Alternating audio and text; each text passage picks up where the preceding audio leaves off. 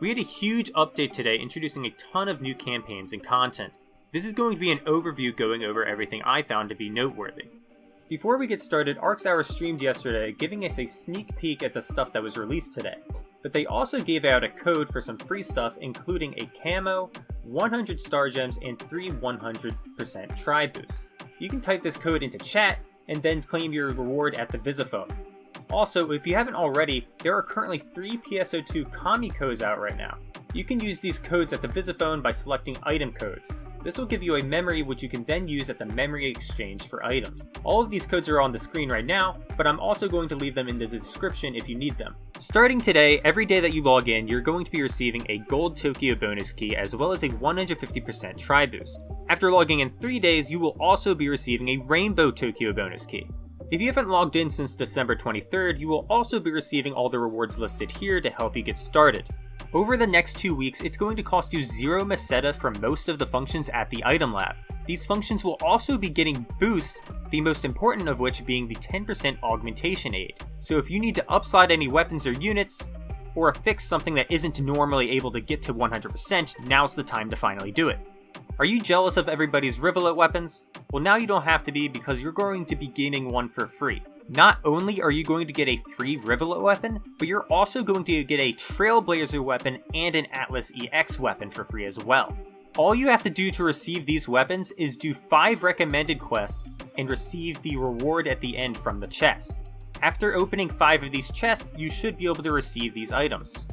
After receiving your weapons, you can actually exchange them with Zig using the materials you were also given to change their weapon category to the correct weapon for your class. That way you don't get stuck with the gunblade.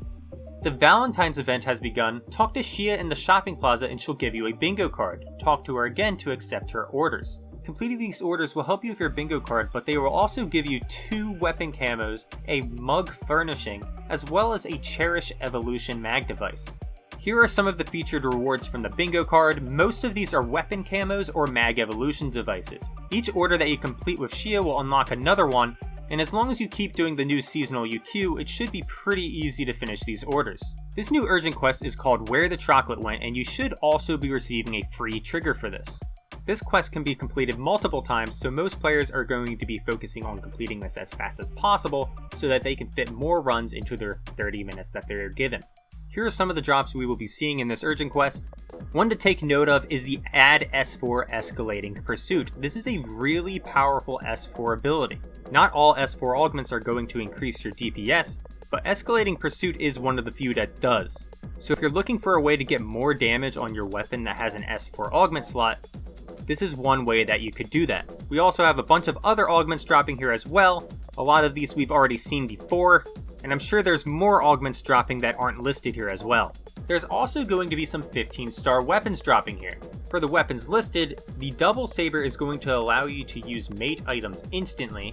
The Katana is going to reduce damage taken, but is also going to reduce your PP every time you take damage. And then the Gunblade is going to double your chance of inflicting status elements depending on your weapon's element. Another really important thing to note here that's dropping is Pure Photons. Pure Photons are necessary for the Puras and Still Weapon series, so if you don't have enough for these weapons, this is one way that you could grind these. We also have some new Rappys that are going to be spawning. I'm not too interested in the drops from these Rappys because they're mostly just 13 and 14 star weapons. However, there is a Talus weapon camo as well as a mag evolution device, and cosmetics are always nice to have. The new limited quest, Death Destroyer of Worlds, is now available.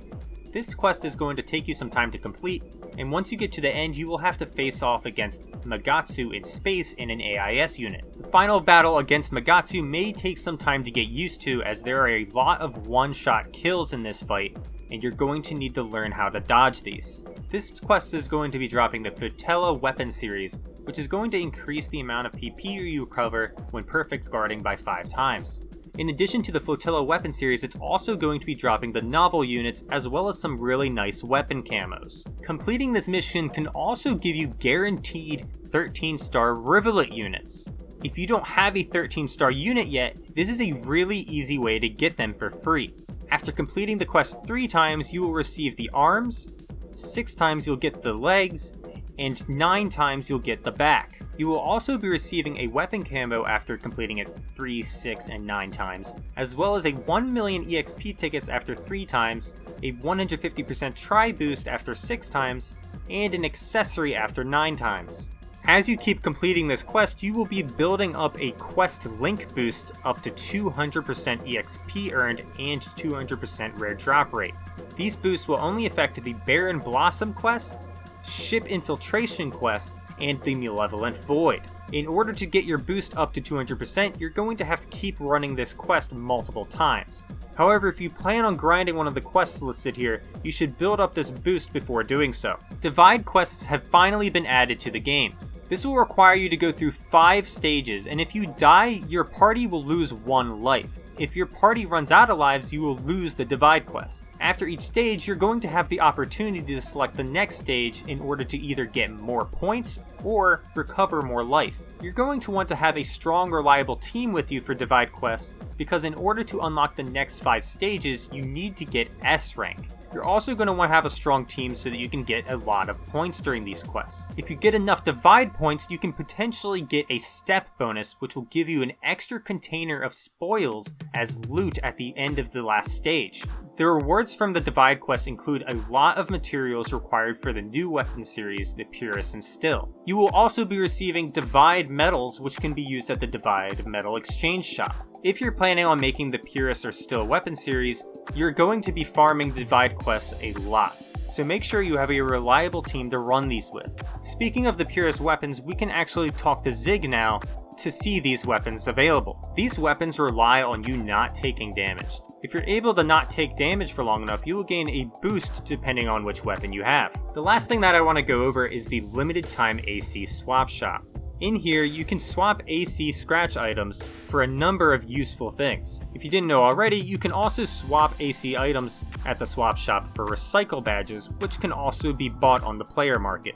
Some things worth noting in this swap shop are S7 Still Grace, which restores 4 PP every second after remaining stationary for 1 second. S8 Skydance Support, which after remaining airborne for 2 seconds will automatically activate Shift to End a band every 10 seconds. The add augments for Factor Catalyst, Aether Soul, Omega Memoria, and Reverie Catalysts are listed in here. A ton of S augments for weapons, as well as item lab boosts, personal crafting boosts, consumable boosts, ultimate boosters, lambda grinders, weapon transmutation aux passes, augment transfer passes, and divide medals. That pretty much covers everything that was added in this update.